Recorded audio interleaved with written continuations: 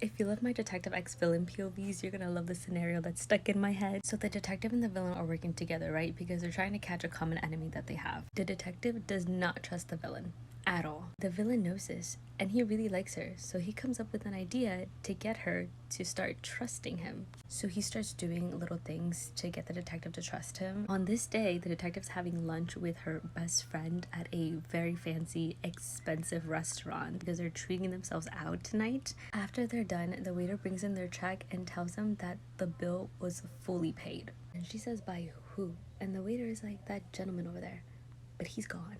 So she assumes it's just like some random guy that covered their bill, and she's grateful for her. She's not gonna ask questions because, like, I mean, why would you? Like, your bill is covered. But it continues happening everywhere they go. The store that they went to buy clothes, paid. Her best friend looks at her and is like, okay, what's going on? Because this is weird. Like, back to back to back, free things. She starts catching on, and her best friend knows about the villain. So she's like, fuck it, let's go clubbing. Let's see if he'll pay for our drinks. Which he does. The detective is annoyed because she's like, is this really how you think you're gonna win my trust? She wants to see how far he'll go. So she books a hotel with the guy she met at the club. Her best friend also met a guy, and they were going in their separate ways. And guess who's standing in the middle of the hotel room when they open the door? The villain! The guy that she met from the club that's next to her is like, man, what the frick are you doing in here? This is our hotel. He promised the detective that he wasn't going to unalive anybody, so he pulls out a stack of cash, hands him some Benjamin Franklin's, and tells him to be on his way. And he gladly takes it and walks away. She turns back to look at the villain, arms crossed, and she tells him, I hope that you learned your lesson not to waste your money like that. And she expects him to be angry, furious.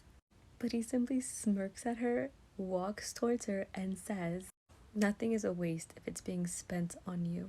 I hope we can start to learn to trust each other. After all, we'll be spending a lot of time together.